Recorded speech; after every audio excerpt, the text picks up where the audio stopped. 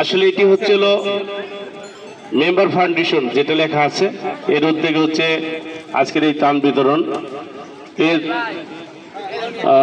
বিতরণকারী হচ্ছিল আমাদের বাংলাদেশ জাতীয়তাবাদী কেন্দ্রীয় কমিটির সাংস্কৃতিক দলের মজরুর রহমান এবং তার সহধর্মিণী ঋষিয়া খাতুন, ইউপি সদস্য। আমরা বেশি কিছু বলবো না, বিষয়টা হলো একটি ভালো কাজ। এলাকায় এরকম অনেক আছে, দুস্থ মানুষকে দিলে অসহায় মানুষ ঈদের আগে অনেক কিছু পাবে। যাক, আমি সবাইকে আহ্বান জানিয়ে আজকের এই বিতরণ সুষ্ঠু সহযোগ, এবং আমরা সবাই মজরুর জন্য দোয়া করবো। তিনি অসুস্থ, ঢাকা গেছেন, মেডিকেলে আছেন।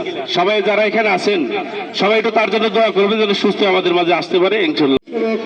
জনাব নুরুল ইসলাম, আরো উপস্থিত আছেন বিশিষ্ট সমাজসেবক হাজী আব্দুল জলিল মাতব্বর, আরো উপস্থিত আছেন লিয়াকত আলী পঞ্চায়েত, আরো উপস্থিত আছেন আক্কাস আলী মোল্লা, এবং আমার সামনে অবশ্যই আছেন কুষ্টিয়া প্রেস ক্লাবের সম্মানিত সাংবাদিক ভাই এবং আমাদের জগৎ ইনচার্জের প্রশাসনিক ভাইরা আয়োজন করেছেন।